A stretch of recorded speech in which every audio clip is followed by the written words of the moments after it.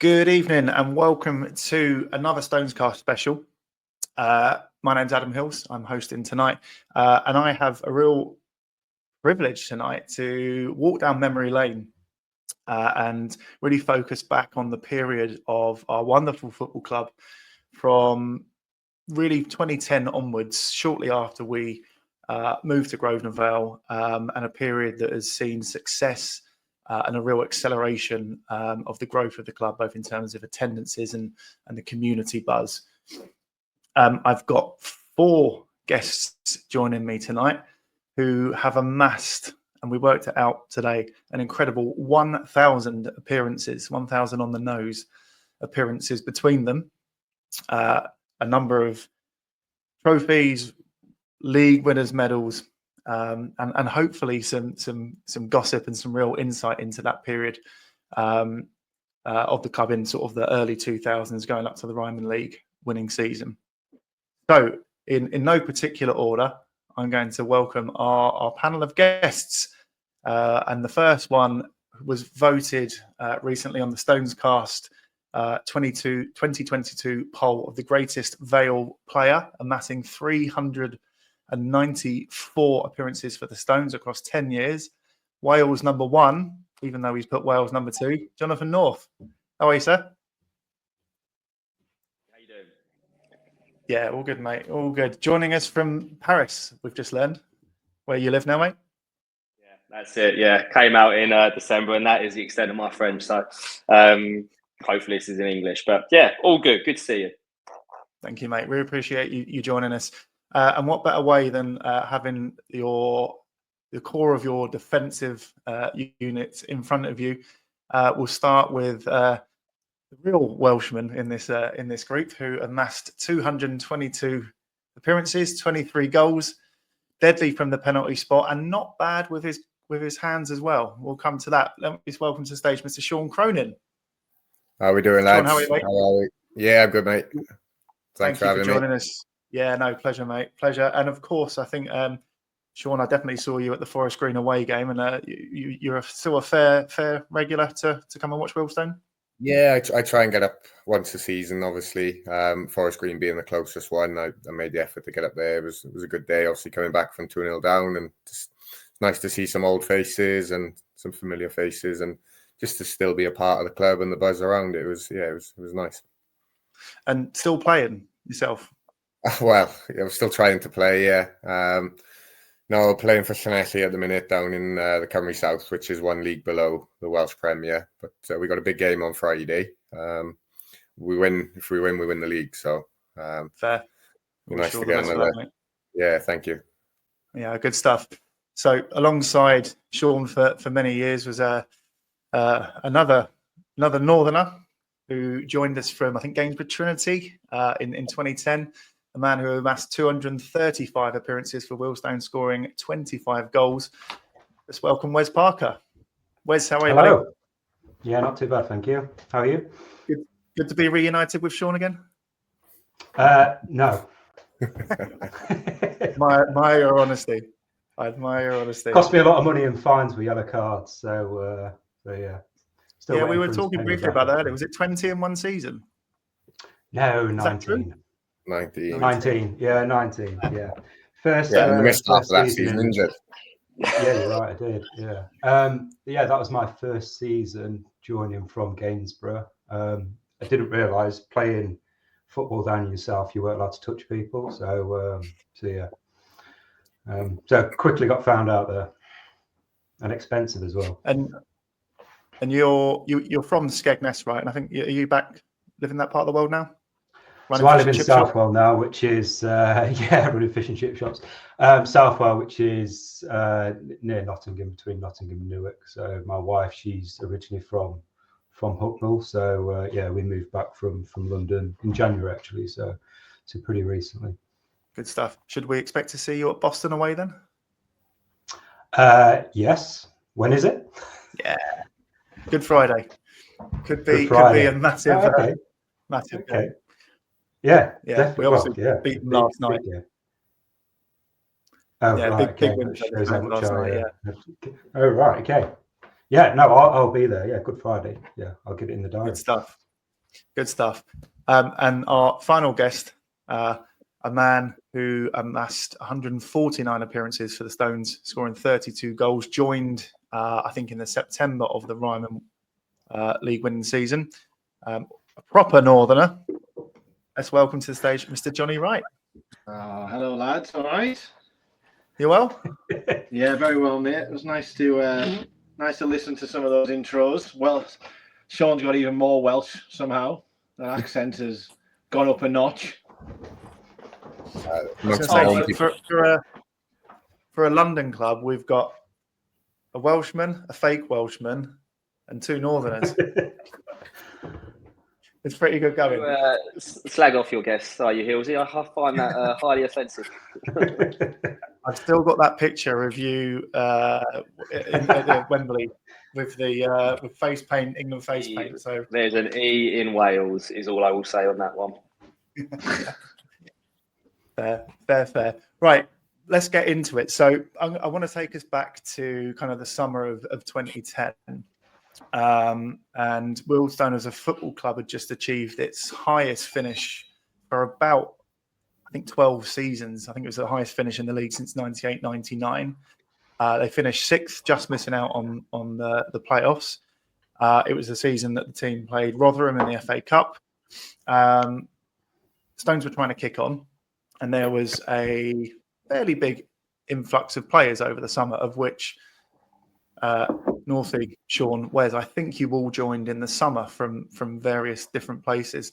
At the risk of asking the question, then you all talking over each other. But how did you end up at Wealdstone? Where was the connection? Maybe Northie, I'll start with you because I think you came out of Watford's academy, so locality obvious. But how did you end up playing for the Stones? No one else would sign me. It was got released from Watford, and I think I went on trial. I've spent some time at Bournemouth, Hayes and Yedding. Nothing. It was. I remember leaving the academy thinking you go somewhere, and then obviously, like you say, Wealdstone had the link with Watford, and we had at the time before me that summer Louis Lavers and Courtney Brooks had just signed for Wealdstone. I think a year before, lads had been on loan, so I knew the club.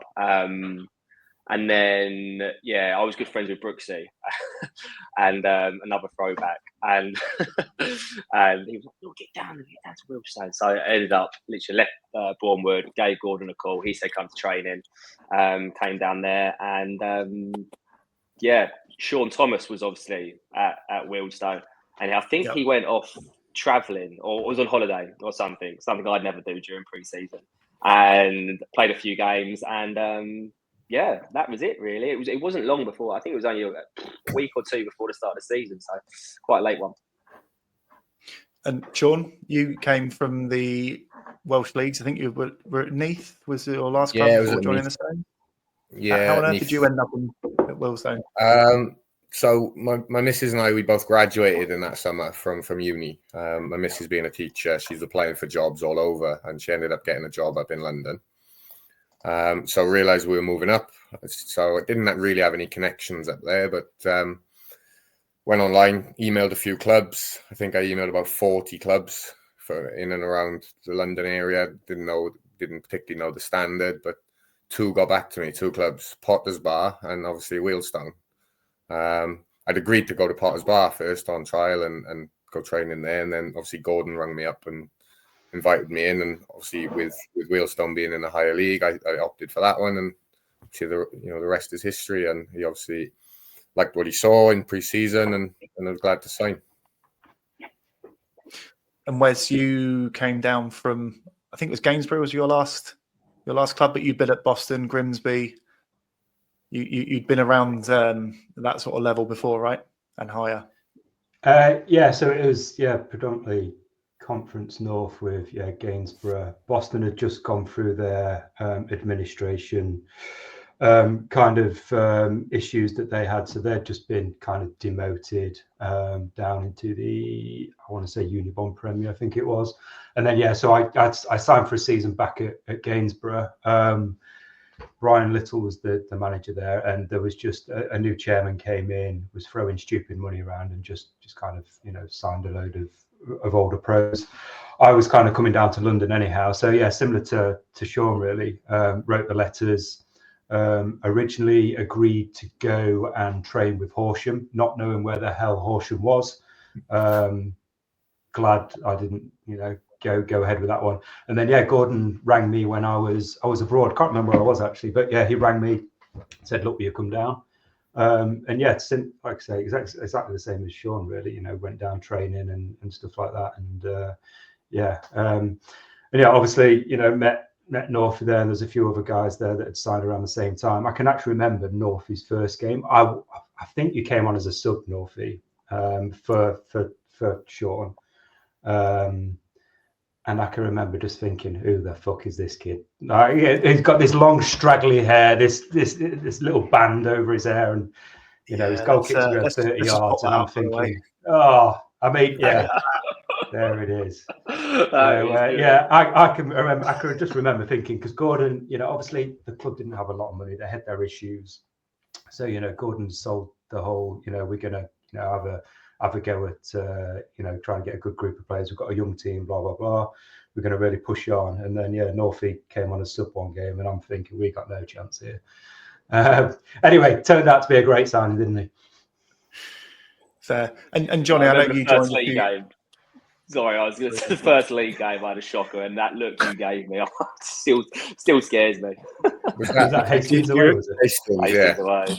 I remember thinking how big that pitch was. I was blowing 20 minutes in. Looking around as thinking, please help me. Struggling. Yeah, it was bad. I drove up from Skegness to Hastings as well, there and back in the day. Oh, long day. Yeah, that's a long way. Yeah. Jonny, I know you joined obviously a few years later, but in similar sort of circumstances, having moved down. How did that come about? Pretty similar, really. Like 2013. Wanted to move anywhere, but then met a girl. Thought I'd give it a go. Moved down. Broke up with her after 3 months, so that was fun. So I think, so I was originally going to go Bishop Stortford is where I was going to go. Do you remember Ron? 1.5 years. Do you remember Ron? He was at Chelmsford. Was it Rod or Ron? Rod, was it? Rod? Rod Stringer. Chelmsford manager. Yeah, he had half crazy fella. Nice fella, but a bit half an ear missing. So I was chatting to him. Nice guy, actually. I was originally going to try and get to Bishop Stortford, and then Don Cross, as he likes to tell everybody, on Twitter, reached out, put me in touch with Gordon, said just come and watch a game. So I think I come and watched a FA Cup qualifier in September. I think it was early September 2013. It was about 6-0, 7-0, I think, something like that. Just like Gordon, really. And it was quite close to where I was living at the time. And I thought, a drop down the league would be quite nice, but might be able to kick on. So that was decent. Might be able to score. Yeah, that was it really. Then spent a couple of months on the bench waiting for a game. Do you remember your first goal? Stuck you out right wing. Oh, so that's the thing, right? I was racking my brains. I was thinking it felt like Crouchy at Liverpool when he couldn't score a goal. Got a pen, missed that. When I first joined, memories of I remember Hornchurch away. We got stuffed 6-0. I was sat on the bench thinking, what a bag of shit these lot are. We got beat 6-0. Sean got sent off. Yeah, and I couldn't even get 10 minutes. I can't remember when it kind of changed. I guess we'll come on to 2013 in a bit, but I can't remember my first goal. Can't remember the first game really when I started. I'll put you out of your misery. Your first goal was against Met Police, I think in November or December. And there's a picture here. You mentioned Crouchy. I thought this was quite a interesting angle for you to be at. Look at those skinny legs there, Jonny. Oh, I know. I've put a little bit of weight on. I think I've been about 2 stone since then. But I hope you're going to bring up Met Police away when I got the old Burkamp-esque that nobody believes me. Yeah, see, you were probably on holiday. That was off your shin, groin, forehead, and just happened to drop into your path. That one. So let me just ask you a question there, because you've all said the same name as part of kind of your joining story, which was Gordon, and obviously in reference to Gordon Bartlett. So let me just ask you, and again, in any particular order, tell us about your relationship with Gordon and kind of how he stole Wealdstone to you. Was he a real defining factor in clearly you signing, but also you staying at the club to amass 1,000 games across the board? I don't mind going. I just thought it's just a decent bloke, isn't he? So a lot of my thing with people is he a good human? He's a very good human being, and he's just very honest. Liked him, spoke very well, always treated me very fairly. Considering some of the things I look back, I wasn't as professional as I should have been sometimes, and he was always really fair.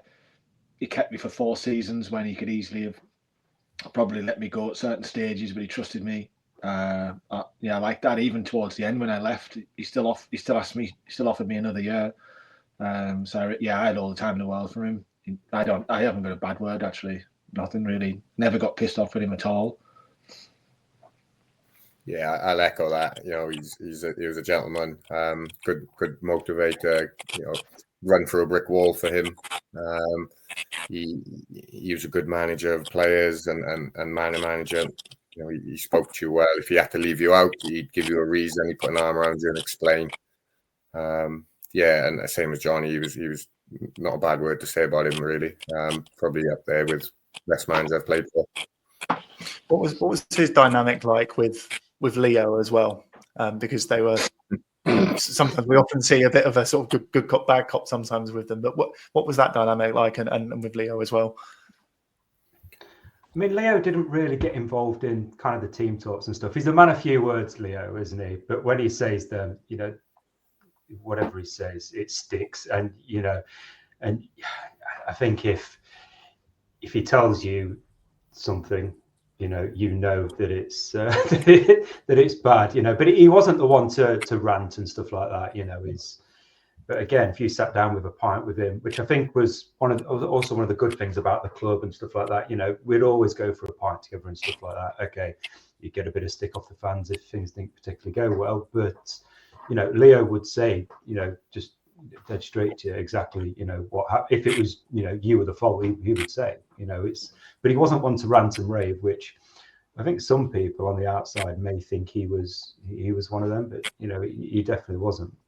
And just going back to Gordon, I think, you know, what Jonny and Sean have said, you echo that, you know, just a great bloke. But also he managed to get, you know, from the time, well, certainly since I was there and even the seasons before, he managed to assemble brilliant squads on little budget. And I think that was down to him. You know, there was not, you know, the fact that you were changing stadiums and stuff like that, or, you know, constantly, you know, there was not the lure as there probably was back in the 80s when Wealdstone, you know, with this juggernaut of a club.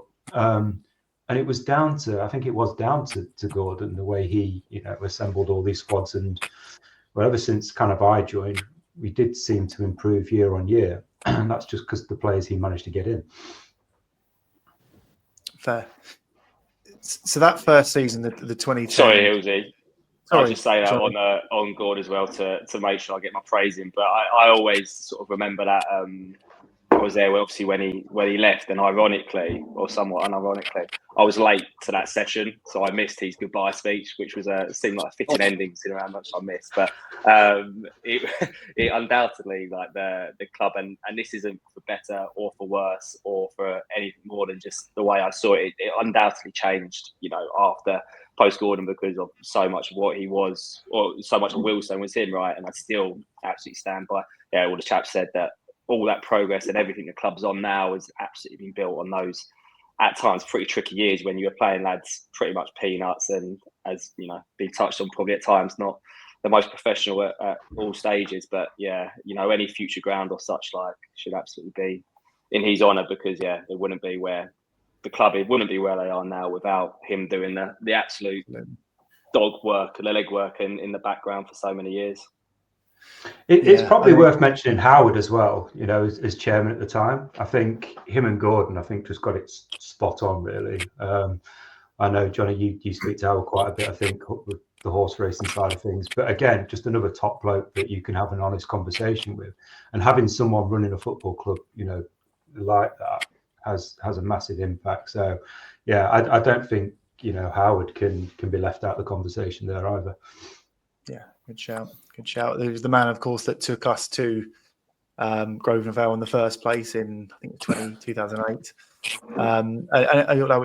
We kind of pinch ourselves now because I remember that first game, the first league game at Grosvenor Vale in 2008. And it was like, I think the crowd was just short of 400. And that was seen as, wow, like this has had a real positive impact. And we're averaging 1,500 now at home. It's mad. But like that all started from that move. And yeah, I guess just as you said there, just to echo and acknowledge Howard's role in this part of that success. So let's kind of jump in then to kind of like on the pitch stuff. So that first season, the 2010-2011 season, perhaps it was, especially in comparison to kind of what followed it, a bit of a nothing season. I think we finished 12th somewhere here. I've got the league table. I'll pop that up. Is that coming up? Yeah. So a 12th place finish, won as many as we lost, sort of slap bang in the middle. But there was, certainly as the season went on, a suggestion of some form starting to pick up. And I think Richard Jolly returned at that point as well. There was, of course, an FA Trophy game away at Brackley Town, where Northie, you tell us what happened. He didn't fancy it, Northie. Hangover, yeah. Very bad migraine. Terrible things. Honestly, I still don't think people believe that this was absolutely not drink related. I can guarantee. I think there's still some question marks. I'd like to clear this up once and for all. I was that young that hangovers weren't even a thing at that age. But yeah, I just remember. Well, actually, I don't remember an awful lot, but just remember that morning waking up, and yeah, I was in a world of pain, and I think I called Gordon, and probably one of the only times I heard Gordon swear, actually. But yeah, couldn't play, simple as that. And I think it was obviously like early days of like phones and like WhatsApp wasn't a thing, so it was a call, and then like gradually the noise started to get out there, and I couldn't follow the game obviously, so I think I only remember seeing the full time score, and I'll hand over to Sean to take from there. But yeah, yeah, not the best moment for me, but as said, to clear it up once and for all, a genuine out and out non-drink related migraine. But Cronin, over to you to give us a minute by minute update for the next 90 about how that game went down. He had nothing to do, Northie. The back line in front of him. See, I used to car school with Sean, and that's not what he used to say. Where no. Like the cat there. Now, to be fair, obviously, Northie's got a migraine, but we've got a sub keeper on the coach. I can't remember his name, but there's a keeper on the coach, and they find out on the way there that he's cup tied. I can't remember his name, but he'd been on loan, or he played in a previous. Pardon? I don't know who it was. I can't remember, but he was cup tied. We only found out on the coach. So then Gordon frantically going around, going, right, we haven't got a keeper. Who can play in goal? And he's taken, I think, me, Alan Massey, and somebody else off but maybe Chris O'Leary. I can't remember. And he's going, right, one of you are going to have to win goal. I think it was Peter Dean as well. He's going, right, one of you are going to have to win goal. Like, anybody played in goal before? I was like, well, I've gone in when goalkeepers have been sent off. I've never started a game in goal, Gordon, but I've gone in when goalkeepers have been sent off, and I've quite fancied myself in goal. To be honest, I don't think I was starting that game anyway, so I think it was the easy option for him to put me in goal rather than take somebody else out. So yeah, he put me in, and he's tried to. I think when he's got there, that their manager and he's got wind that we haven't got a goalie, and he's gone, no, we've got this lad. He's played in goal in the Welsh League, and he's tried to, spin it as if I'd played in goal, and that was like one of my positions. But no, to be honest, I hadn't played there for a while. I think I'd had about 10 minutes after a keeper had been sent off. But none of us willing to give it a go, and I thought I did well. We clean sheet, made about 15 fantastic saves, plucked a few out of the top. Now, to be fair, as well. According to the official match stats, Brackley had 7 shots on target. So there we go. 7 saves then. Yeah, it's good going. They were like 40 odd out dribbles to him. That was. To be fair, now as I said, the boys in front, I think they worked an extra 10%. knowing that they had a calamity, someone like me in goal, they had to work a little. I mean, it helps the fact that goal kicks went over the halfway line as well. That helped massively. Just about. So yeah. Yeah, that season, but I remember at half time, Jason's come up to me and he's gone, right, when you're catching the ball, mate, you got to get your body behind it, because the ball was coming in and I was just grabbing it like this to the side of me. Like, if that slipped through my hands, it's gone in the goal.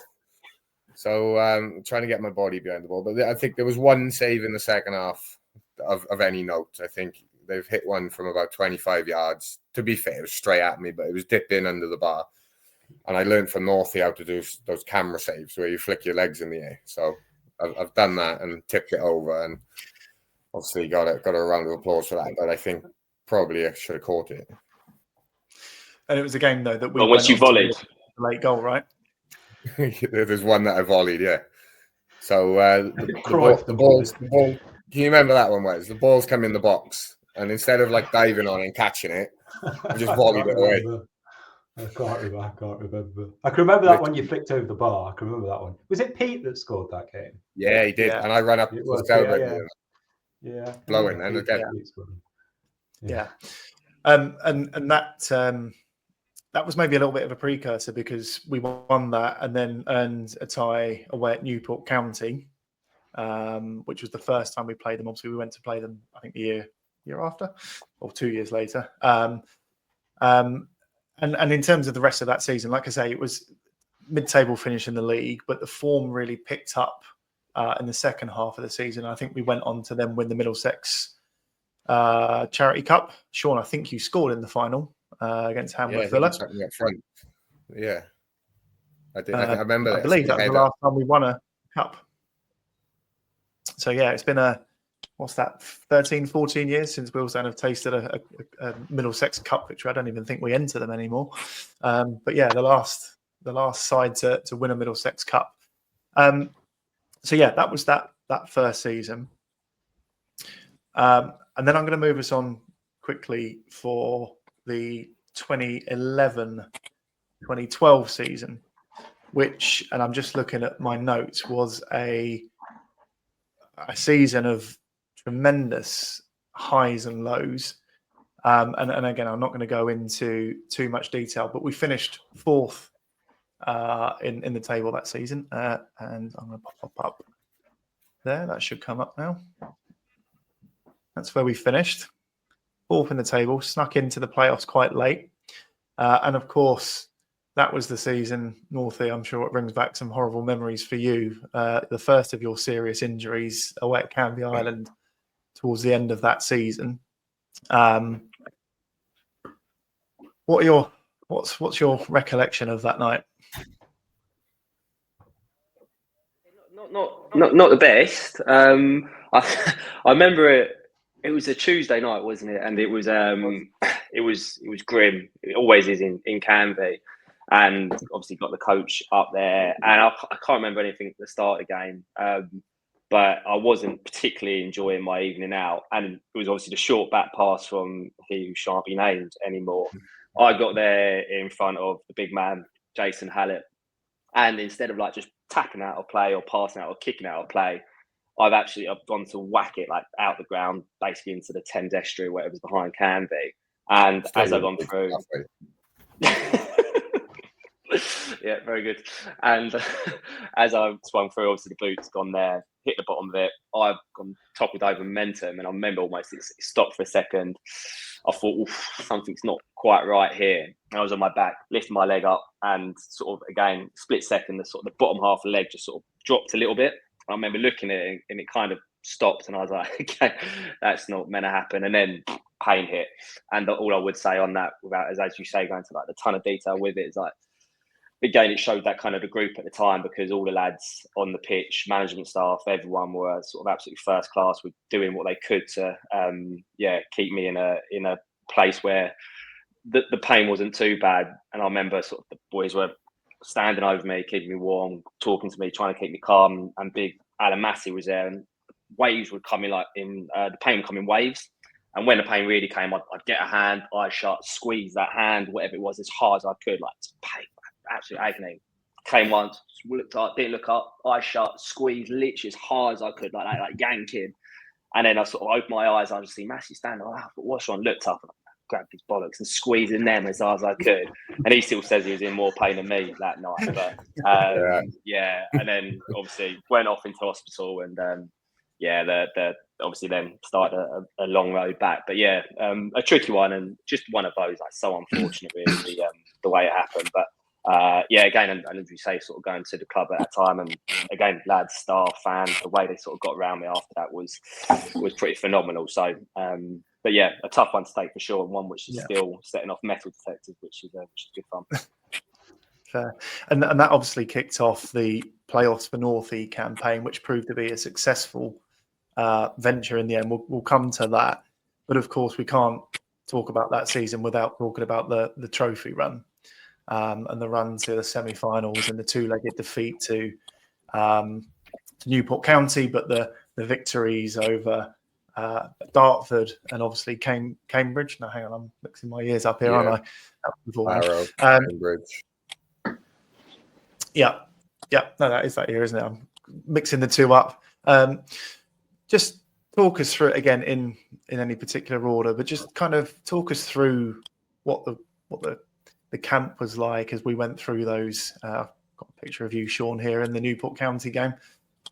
But just kind of talk us through those experiences that you went through together, and like, how disappointed were you to miss out on a trip to Wembley, and just share us your insights of that year. Yeah, I mean, it's obviously go on, Sean. Sorry. No, go on after you, Bob. I was just going to say, it's one of them things. It was starting to bubble, as you said, Adam, from the season before. But just mentioning the kind of season before as well, it was as if there was a bit of a change in guard, if you like. So kind of the guys that had kind of done well kind of previously before, 2010, those were starting to phase out a little bit. So it was kind of a new group coming in, and you could see, like you say, I think, and things were starting to pick up that season before. That particular season, the cup run was, I think it was, I mean, we did get away. We had Northie, who was obviously unbelievable and stuff like that in goal. But we seemed to get our noses in front of games, because you had Jolly there, who, you just give him half a chance, he would score. And then I just kind of remember we would just sit deep, and we would defend. No one could seem to break us down. You had Chris O'Leary in front of us, who, would just head everything. It just seemed to, and it wasn't anything I don't think that we were set up to do. It just, we just seemed to be solid. I'm pretty sure one game we just lined up 4 centre halves along the back four.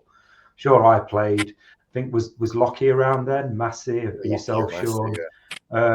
Massey left back. I played right back, and you and Lockie might have played centre halves. We would just say, right, don't go wider than the 18-yard box.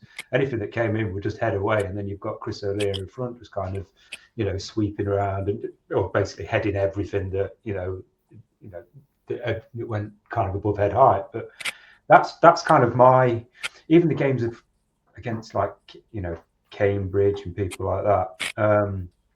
Again, we were under the cosh for large periods and probably didn't deserve to win some of them. But I think there was just kind of a togetherness there that kind of, really, really kept us going, especially when we, like I say, under the cosh for quite large periods. We just seemed to get the job done. That's kind of my memory of that particular period in general. Yeah, of course, and touch upon some of the stuff Wes said there. We'd get in front against these conference. We played Barrow, Dartford, who were conference at the time, I think, and Cambridge, and we'd get our noses in front. And then, obviously, like Wes said, we'd sit deep. But I think that suited us, especially me and Wes, who were not blessed with pace. So it's just, we like defend the edge of the box. I love defending the edge of the box. Put me on the halfway line and turn me, and I'm struggling. So I think it suited our defensive style of play, and teams found it hard to break us down. And I remember we played Barrow at home. I think we went 1-0 up. I think Jolly scored, and then they equalised with about 15, 20 minutes to go. And I remember going over to the bench and Gordon saying, if it's 1-1, let them score. We're not going to Barrow on Tuesday night. So, but luckily we managed to get another goal. Luckily we managed to get the go 2-1 up, and then I think we were defending for our lives then, because we knew if they'd equalised, we'd be going to Barrow on Tuesday. So we chucked everything at that then to stop them scoring, and obviously we got the job done. And I think that was the round before Cambridge, and I just remember the kind of Cambridge calling us all Tin Pot Club, and I remember reading stuff online that their fans were going, all right, it's only Wealdstone, who do we want in the semis? We're one game from Wembley. So that kind of spurred us on a little bit as well. And I remember after the game, they just chucked some water and sandwiches in the change room and didn't invite us back into the club. And just, it was very, and it was very poor from them, given that they're a big club like that. And obviously it's a big day out for us going there, but so glad we got the job done. And I think we had 2 attacks that day and scored both and defended for our lives. So, but as you say, disappointed then to lose in the semis over 2 legs. I think the game was done in the away game. Was it 3-1 away? And then we managed to get a 0-0 at home. But yeah, to have played at Wembley would have been brilliant. But to come so close and not get there, it was a bit disappointing. Absolutely. And then Chris O'Leary header, wasn't it, at Dartford away? Oh, that was Dartford, yeah. That was still one of the all-time great goals. But as Wes said, pretty much summed up where we were. Ball into the box. O'Leary had no right to get. I think it was one of Jimmy Hammond's only crosses that didn't go out for a goal kick. But yeah, that was pretty spectacular. So let me just come back then to the end of the season, and what was the disappointment of not making Wembley, then culminated in, I guess, ultimately further disappointment that we went to Lowestoft in the playoffs. We had a tremendous run of form, I think, in April, winning, 7 out of 8 games, got ourselves into the playoffs, and that Tuesday night we went to Lowestoft, and perhaps very harshly, Sean, I think you were sent off as well. It was a red. I've seen it. But yeah, Chris O'Leary sent. I remember though, I think Chris got sent off for second yellow about 5 minutes before me, and I remember just having a right go at him because he got two quick yellows, I think. And when he got the second one, I remember, you fucking cost us. Like, what you doing? And then 5 minutes later, I was walking in the change room with him. So that wasn't great. But no, at the time I thought it was harsh, but I've seen it back numerous times now, and to be fair, you can't lunge in like that. So the ref got it right, to be fair. And I mean, and to be fair to the rest of the squad involved in that game, like we only just lost to a late penalty in extra time with having played with 9 men for a lot of the game. I think I've got a picture here of Chris and Wes involved. Scott McCubbin, McCubbin gave it away, didn't he? I think. Yeah. What was it like though, having kind of had a very successful season, but seemingly having nothing to show for it? As you kind of came out of that season, what did you reflect on it? And was it easy to kind of come back again the next season and want to go again?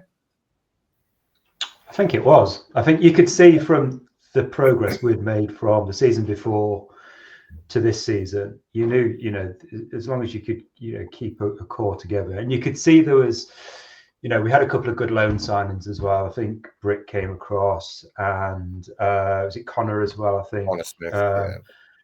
And I think the group was starting to form there, where and I think the likes of Jonny and Tom coming in as well a couple of seasons later. The group started to form where I think Gordon had kind of assembled a squad where whoever was coming in, if they weren't pulling the weight and kind of everyone was pulling in the same direction. I think, and like we mentioned earlier, some of the backs against the wall performances, I think people were coming in, and if they didn't kind of grasp that mentality pretty early, they would get found out, and they were kind of, sent on their way pretty quickly. I think kind of the culture of the club started to change a little bit from there. In non-league, you always get a few players that are always kind of on their own agenda, if you like. But I think we were starting to get a group together that would play for each other rather than for themselves. And I think, like I say, we'll get to it, but when kind of the likes of Jonny and stuff like Jonny, when he came in, and probably epitomises, this kind of era, if you like, was, one of those team players, was a striker by trade when he was at Workington, but, ended up playing most of his time right wing or whatever. And you could see what it kind of meant to him coming back, defending corners and stuff like that. And it's just little things like that. You pride yourself on keeping clean sheets and stuff as a whole group. Then you're going to have success. Yeah. And I'm just conscious of time, so I'm going to kind of just jump into the 2012-2013 season, because it was kind of similar story. A strong finish in the league, toyed with maybe chasing the title. I remember the game, the White Hawk game away. I've got a little snippet from the non-league paper, if you recall that game. I think Alex Dyer scored an absolute worldie in that game. And we were sort of on their tails trying to chase them. We ended up finishing third. And we had the same situation again.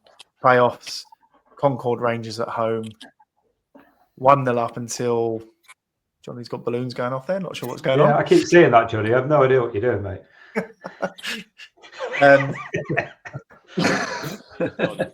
How many beers you had, mate? I'm not even touching my phone. But go on. That whole season, I know I'm kind of going over it very quickly, but how we'll come on to, obviously there were some quite big changes from a personnel perspective at the end of that season, but how damaging was that in the manner of that Concord defeat? Having been so close and worked so hard across the season for it all to go in the space of a few minutes. Yeah, if we look back at that game as well, I think we've absolutely dominated. We've missed, I think, several sitters and easy chances. I think we should have been out of sight comfortably by full time. And didn't they get a late equaliser? Yeah, and then extra time. They got scored. We should have been, out of sight there. But again, same as the season before, really. I think it just, to come so close and the manner of the defeat in that game as well, where we dominated, I think it just spurred us on even more. And you could see the following season, we were absolutely determined then to go one better and to avoid those playoffs. And the aim for the following season was always to go and try and win that league. And obviously, luckily, we did manage that. But yeah, I just remember, at the time of that Concord game, coming off the pitch, just feeling a little bit deflated, given that we put so much effort in and we dominated the game, and on another day we win that comfortably. But then the following day, and I think Gordon's got in contact with people and just saying, look, we go again. Next season we go again. We go one better. Was Northie anything to add on there? I know that was the season you missed, didn't you, Northie, through the injury? Strange one, because I missed like the vast majority of that season, and obviously Banksy came in, didn't he? Ricky Banks, who obviously very, very different goalkeeper to me. I'm sure someone else says, so I'll get there for kicked it beyond the halfway line, which is a good starting point, but very different to me. And obviously I had a good relationship with Gordon, and that season was difficult because I was obviously at uni. I wasn't really having like a professional with my leg. I didn't come back in probably what's called the best of shapes. It found it really, really difficult. So I came back in. Some lads might remember I played Gordon's side to sort of rotate me and Banksy for a few games with about 10 to go. I played a few in the league and was rubbish, was absolutely miles off it. And then Ricky played obviously the last couple and the playoffs. And it was a really difficult one for me because I felt very distant from that group and wasn't a part of that season. And you're obviously desperate for the lads to go up, but it was also sort of watching, as I did that day against Concord, as a fan perspective, it was almost, it was strange emotions. But from my perspective, as Sean said, when that didn't go through, then straight away the attention was on that next season and trying to get the job done. But I remember sitting on the side on the bench, and obviously it was the Cowleys, wasn't it? Who you can imagine how lively they were throughout that match. Yeah, oxygen's your best friend and all that shout, which is always good fun. But a tough one for obviously everyone to take after a solid slog of a season. But personally for me, it was very much focused on trying to come back the next year and go one step further. And as we came into the 2013-14 season, the season we did finally win the Ryman League, I was just looking at some stats earlier in terms of the number of players that kind of turned over, big players, it felt like the squad went through another evolution, if you want. In 2012-13, the following players played, I think it was 15 plus appearances, and then weren't involved or didn't play much in 2013-14. So that was Ricky Banks, Courtney Brooks, Lee Chappell, Peter Dean, Alex Dyer, Richard Jolly, Scott McCubbin, Chris Moore, Chris O'Leary.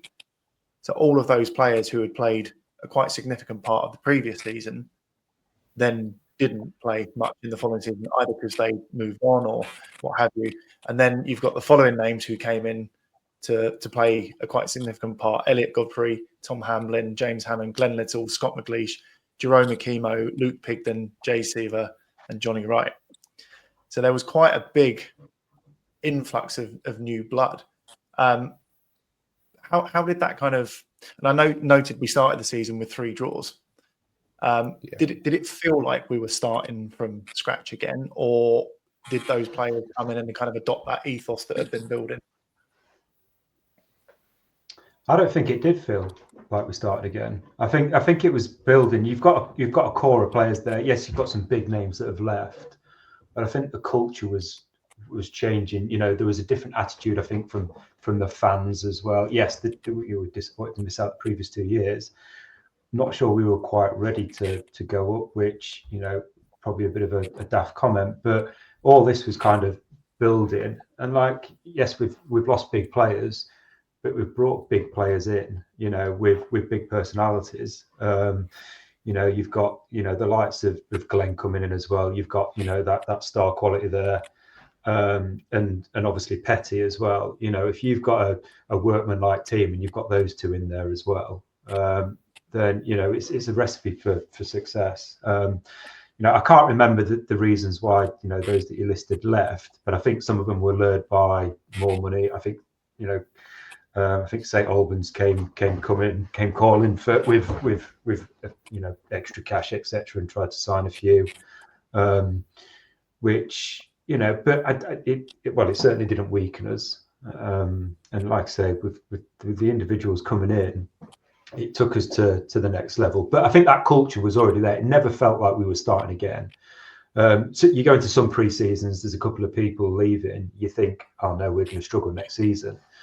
But I think there was kind of total trust in Gordon, in the team, to kind of get it right, and that they obviously did. Like I say, we mentioned Glenn. You know, Glenn coming in was not just great from a footballing perspective. You know, he used to annoy the hell out of me coming and getting the ball in his own area and going 1-2s all the way up the pitch. But from a personality point of view, absolutely unbelievable to have him in the dressing room. You know, and even when things weren't going well, you know, his advice and stuff like that, you know, it's invaluable. And, you know, what a guy as well.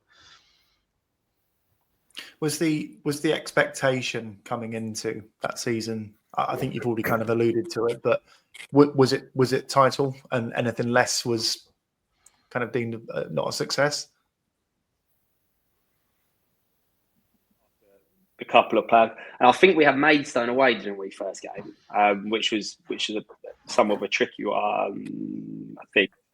Yeah, Maidstone away, 1-1 draw. Maidstone away, yeah, and we've got a decent point there. And without doubt, you know, building from the season before and those names that came in, I think there's some unbelievable recruitment in there, to be fair. But I remember, obviously, Glenn couldn't play, again, going back to Glenn, couldn't play the start of the season because of the international clearance for, I think it was at Wrexham, wasn't it, when he dropped down. Yeah. And I didn't know that much about him. My football knowledge wasn't you know, that good as such. And I remember he came on as a sub, I think for Dino, actually, at the Vale against someone sort of relatively early on, and as was literally dropping back into the 6-yard box, give the ball, and that almost changed that season for us. I think gave us the burst. But yeah, we needed to win the league that year. I think Gordon probably needed to win the league that year or get promoted that year. As I said, it'd been building for a while, and when you look at that, a pretty decent core of players who had been there for a few years, had understood the club, and then 1 or 2 good players and Jonny coming in, which was good and sort of needed to give everyone a boost. So yeah, winning the league, I think, or getting promoted was pretty much a must that season. So Jonny, what was your... Sorry, go on, Sean.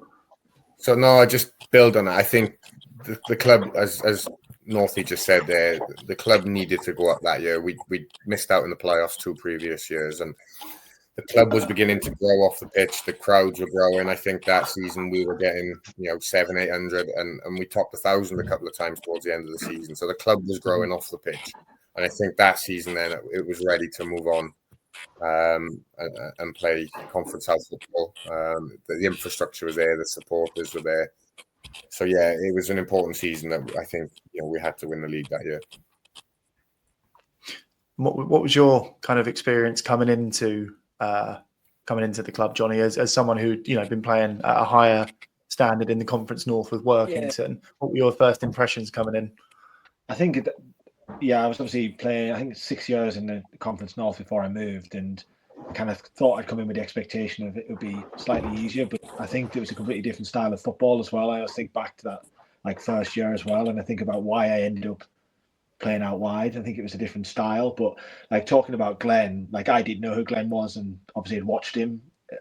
He was just unbelievable to watch in training, to having the changing rooms, to when he was playing. He was just crazy good, crazy talented, and but so funny as well, and but ridiculous at the same time. But he was just to spend a season with him was just that was pretty special. And then Petty, like you said, I think it was Wes that said it, but I have Petty and Glenn, and then put a solid 9 other players around them. I mean, that was a good. I look back at that team. That was a quality. You got Jerome was there, Jimmy as well. Obviously, I love playing with Jimmy. On the right hand side, I kind of got into that. It was me and Jimmy on the right. Loved doing that. And then you had Petty, and then you had Luke and God, and then Scotty McLeish. It was a quality team. It took me a while to get going. I mean, I think I joined, I can't remember, it was mid-September maybe, sometime mid-September, so I kind of had to watch a few games. The setup was different. I was used to playing 4-4-2. That's all I kind of pretty much played for the past 6 years. I was always have a quicker player alongside me. He would be the kind of full flick-ons round the corner, hold it up. He would probably get more goals. I was played alongside Gareth Arneson and there was a few others as well. So it was different. So I can still hear Gilly now when I go to sleep saying stop dropping deep. Hated me for dropping deep. I just couldn't stop it. So then eventually we just put him out wide. He'll run up and down all day. And I think that's what it was as well. There was a lot of trust, and I felt that, and I felt like I owed as the club as well to give it I'll play out wide. That doesn't bother me. Northie can kick it as far as he can, and I'll flick it on, and I'll help Jimmy, and I'll run up and down all day, and I'll maybe get 8-10 goals a season. And yeah, I enjoyed it. I loved it. I really enjoyed it, so it was good. I'm just going to pop the league table up, the final league table from that season, and obviously we won it by 11 points, and I think we lost a couple of the last 4. So it was comfortable, but you sort of your Kingstonians, Bognors, Lowestoft, Hornchurch, and Maidstone, who we said we started the season with. As the season was progressing, did you guys have a feel for who your main kind of competitors were going to be for that title? And was there any particular game that you think of that you're that was the one that really set them away? For me, it was Dulwich away. That felt like a big one. We beat Dulwich away. I don't know. Yeah, was that Glenn? Glenn's finest moment, wasn't it? Yeah, that felt like a big game. Yeah, for me that season, I think it was just before Christmas. I think we played Maidstone at home. And I think we were first and second. I can't remember. They might have just been above us, actually. But we had a few games in hand, I think. And I remember thinking that was a big game. And we went 1-0 down, I think, early. And then I think I scored a penalty, and then Petty scored late on. And I think we won 2-1. I think for me, that was the moment I thought, yeah, we are real contenders here. We're going to kick on now. But yeah, that game stands out for me that season. Yeah, there was a run of matches around then where we beat Kingstonian and Bognor around that Maidstone. So sort of around Christmas was when we really cemented ourselves as title challengers. Sorry, I just interrupted someone there, whoever that was. Nothing important at all. You play so many, you don't really remember the moments in it. I think we might have played a Hornchurch at home potentially and beat them 2-0 towards the end, which was a good one. But yeah, I think definitely that Dulwich away was and that was a Godfrey assist, wasn't it, to Glenn? But yeah, they were always up there. I think Maidstone, it felt like right till the very end they were the team to beat. But it was interesting. They looked like they finished 7th in that year. I think they dropped Yeah. off towards the end.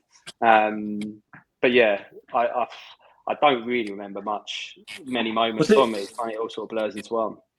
Was the Bognor game home or away that we're talking about? The So I remember the away game because Northey couldn't play, so we got this keeper in on loan at Bognor away, and we left him in the we left him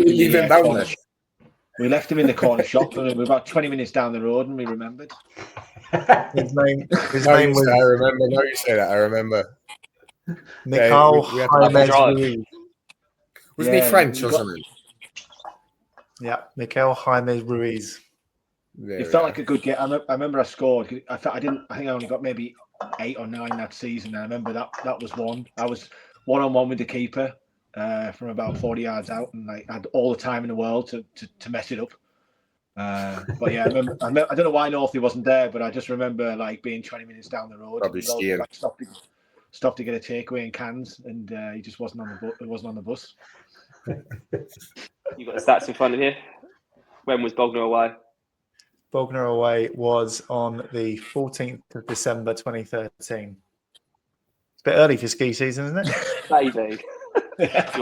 Never. Let me just ask a little bit more about the squad in general, and just who were the big characters in the dressing room? Who would be the ones, aside from you guys, kind of getting everyone going? Who was the joker? Like, tell us a little bit more about what kind of the mood was like in the camp as you went through that season.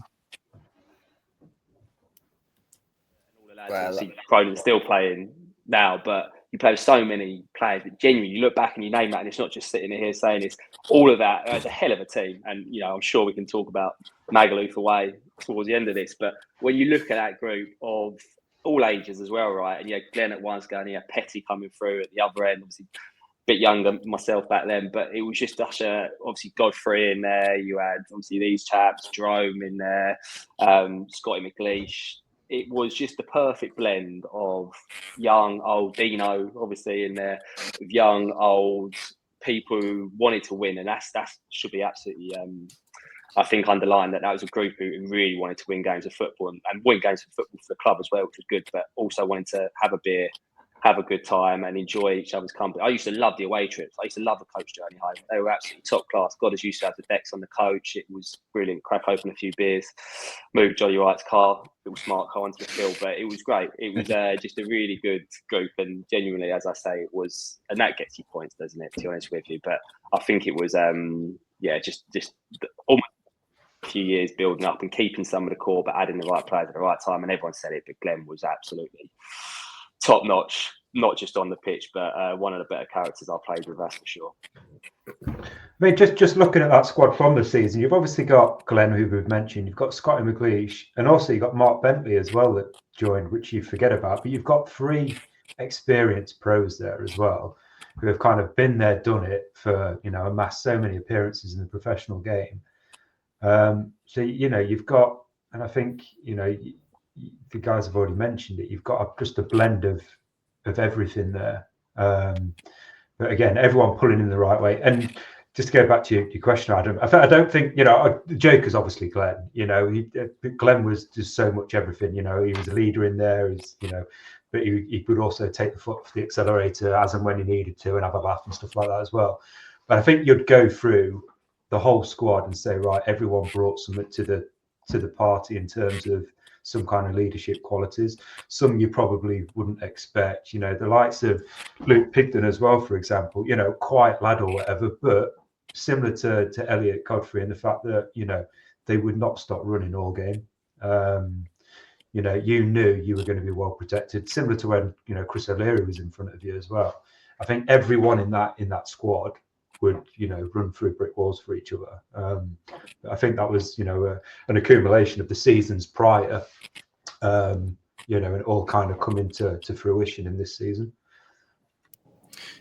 Yeah, and we had, can't forget, was it Luke O'Neill as well on loan? Like, the kid just absolutely loved football. He would be there. He'd go training and then go home and do some more training. But it's obviously worked out well for him, hasn't it? So And I look at the form as we came out of that Christmas spell where we played a lot of those title rivals. Didn't play much in January, I'm assuming because the weather hit. But I look at the form from February through to March, and there is on the brilliant WFC history website an article, I think a special sort of program that was made for this season that was done by Tim Parks, just called The Incredible Journey. And it talks about in there how on the Maidstone forum, their fans had gone from where did Wealdstone come from? Because we were level on points with them at the start of February. And then by kind of mid-March, we were 17 points clear of them. And there was a run. Didn't we I'm sure we had 10 games, didn't we? February and March. I think we won 9 and drew 1. Yeah, it was an incredible run of form. That took us, and I'm going to kind of jump forward a few weeks here, but to the infamous night, Tuesday, the 15th of April, 2014. Jonny, I know you weren't there for it, but Margate away. And I'm going to sort of indulge just very briefly and pop this on screen just to watch one more time and just kind of talk. Over the last few years, it's been a little bit awkward from the early. Come on, let's end on a high. Come on. Okay.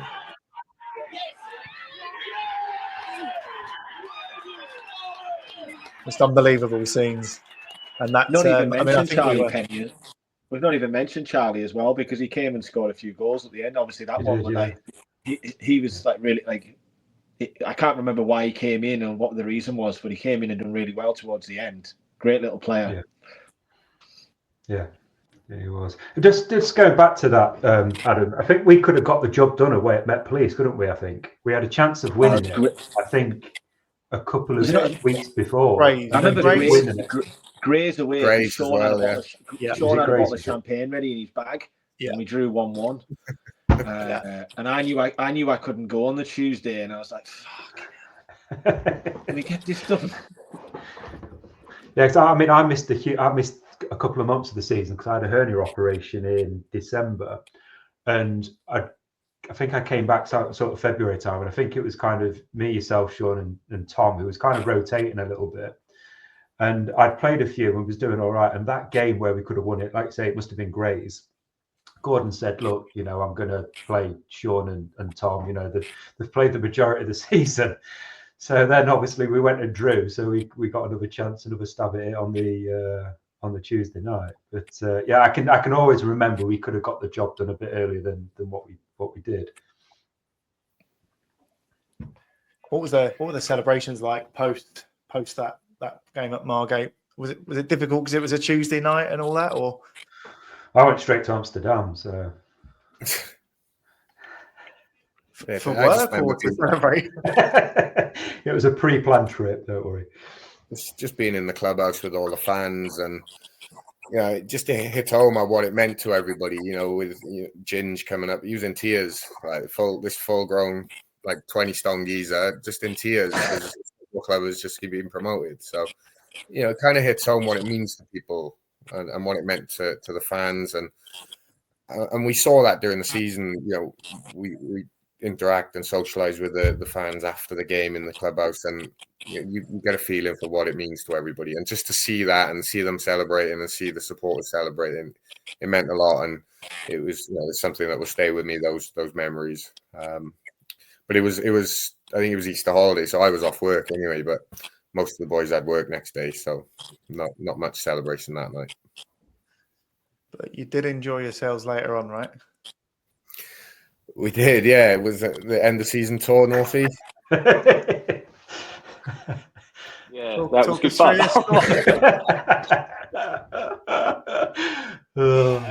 That's nice. It's much bigger than it needs to be. 0 regrets. Arsenal just won the FA Cup. We just beaten Hull FA Cup. Oh yeah. 0 regrets about that picture and other pictures, other than that they were passed around at my wedding, which wasn't ideal. I thought Wes was joking. Oh my god!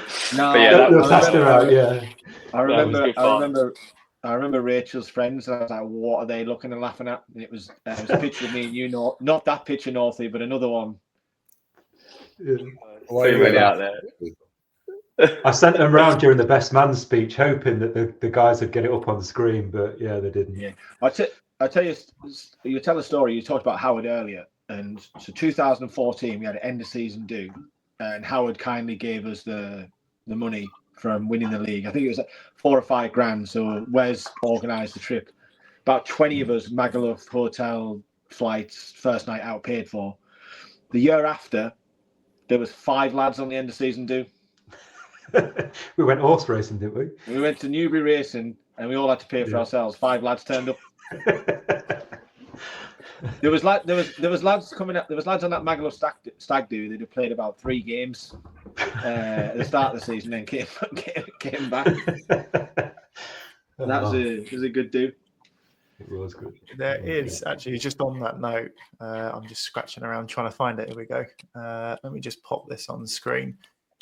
Just see what memories it provokes. I think this is from after the Canby Island game at home, and this is from that article. But that's the full squad picture there.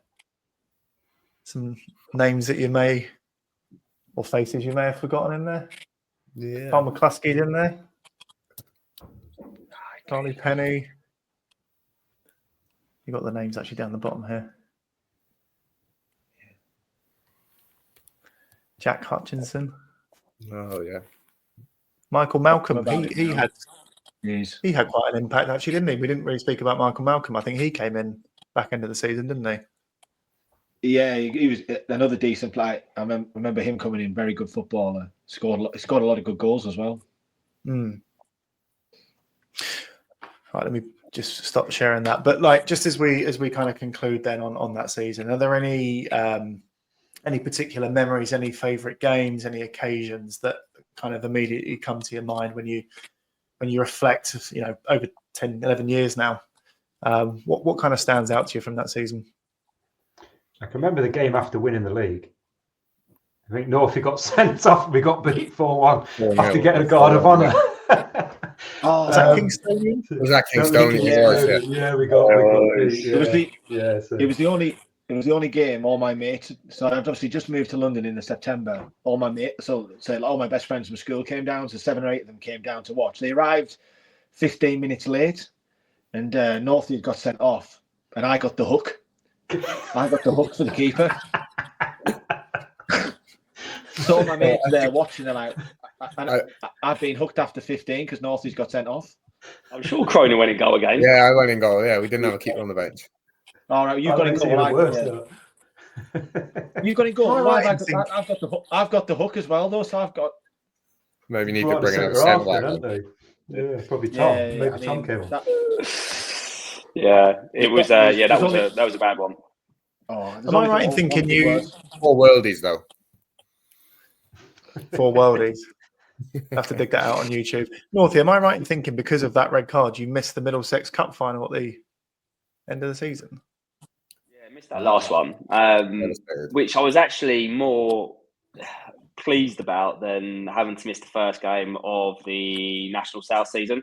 That's what I thought it would have been at first. And yeah, in that moment, I think that felt like would have been a worse start. So, but yeah, I think we lost that to Hampton, didn't we? Yeah. I think Joey.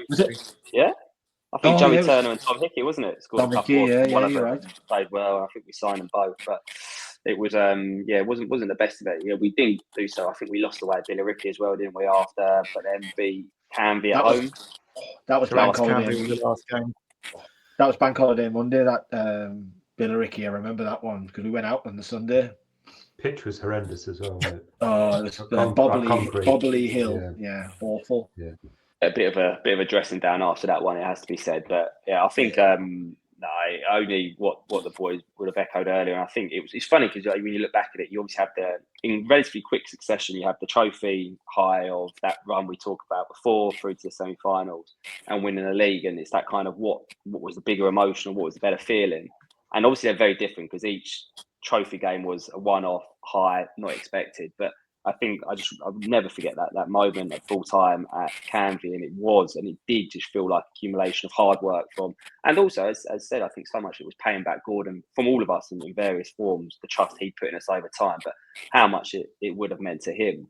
And you sort of think of the work we put in, and Gordon being there however many years before us. So it was really that Canvey moment, Margate moment, was a pretty unbeatable high. But I think, certainly I was still relatively young in your career. You think you're going to get moments like that throughout the rest of your time playing. And yeah, not many matched that since. I remember I got promoted with Averley, which was great, but it was a very different emotion to a feeling of having a core of players and people together who'd had that common goal for so long, and to achieve that was pretty special. So yeah, it was yeah.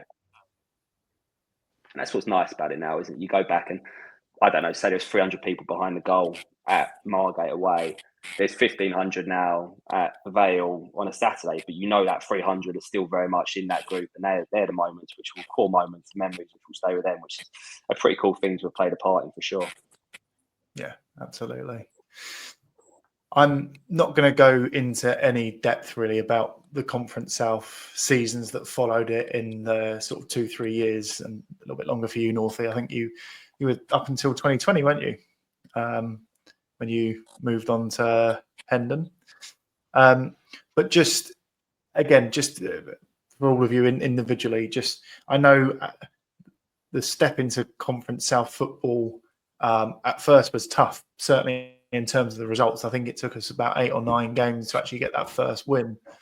But just kind of share to me again and your insights into how that club stepped into National League football, and just any experiences that you had from that point onwards in your Stones careers. I think it was a case of consolidating, wasn't it? First and foremost, once we got into that league, as Sean mentioned, it was for the fans. We haven't mentioned them half as much as what we probably should have during the last hour or so. But seeing, those guys would, no matter what, whether it's a Tuesday night, wherever in Margate, okay, circumstances where we could have won the league. No matter where it was on a Tuesday night, you would have a group of fans that would be there. Now seeing them, well, certainly now in the national, the trips that they're having away, and also, just the step up into South, the trips were just a lot. You could see it meant a lot to those guys. And I think that's what made it so special.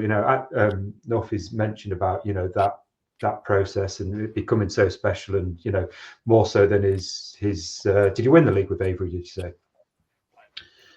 So but you go on that journey with the fans as well. I know we've all got friends that are fans. I got my first accountancy job through through Clive, who's a huge fan there, put me in touch. So we've all got personal connections with the club as well. So going through and seeing them enjoy those bigger periods, footballing aside, just enjoying travelling around the country, different grounds, better grounds. No disrespect to those that we were playing previously. And now, today, going, all over the country at these top non-league, grounds and clubs, it's more, I see it more as for them. And we kind of, I certainly see it as the foundation being built in that period. Certainly that I was there before we won that league, building the culture, building the foundations to kind of where it's gone now. Fair. Great shout. Well said. Get a little trip to Brunton Park next year as well if you stay up. So that's the only thing I'm hanging on to at the minute. So I need Stones to stay up. Then I get a little home in the week. I get to go home and watch Wealdstone at my boyhood club. It's mental. Yeah, well, it's Carlisle and Morecambe. It's looking like at the moment. So two very appealing northern trips. But I mean the win last night was huge. But there's still a lot to go, a lot that can go wrong. Right, I'm conscious we've been going for. Sorry, go on, Jonny. No, I was going to say it's a tricky little running as well. So obviously, I think most of us, I know Sean still goes to the games, but I say I check the results, and obviously quite close with a few of the old, or still a few of the lads that still go, like the Neil and Xander.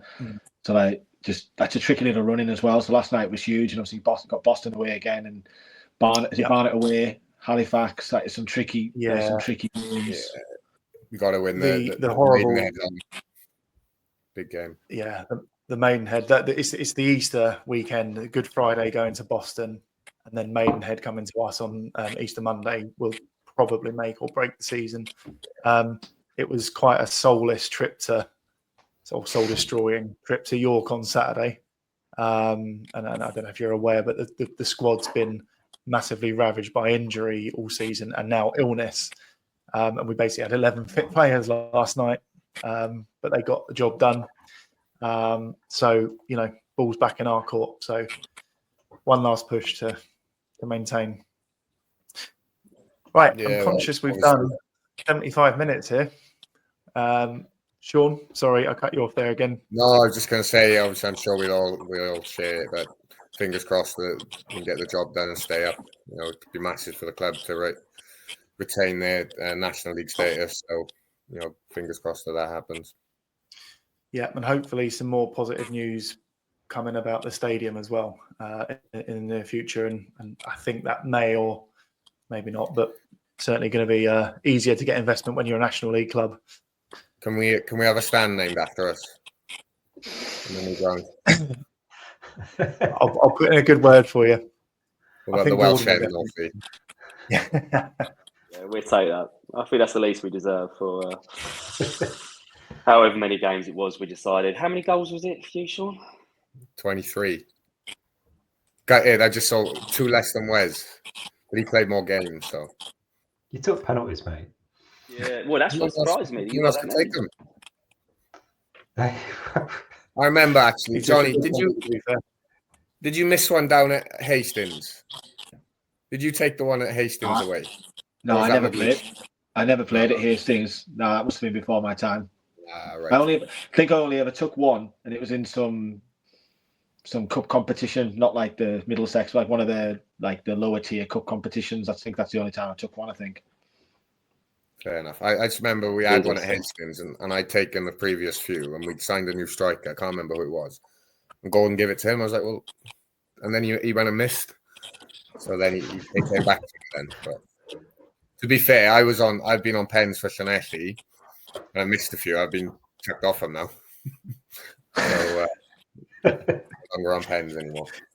I felt like we had that rule. I can't remember if it was Arsenal that had that rule where if you get 2, you couldn't take the set. Did Gordon do that? Yeah, Gordon. Yeah, but to be fair, I can't ever remember having 2 in a game, or maybe it happened once. I can't remember. Yeah, I feel like it happened, but maybe not often. Yeah, I don't think I was the second choice.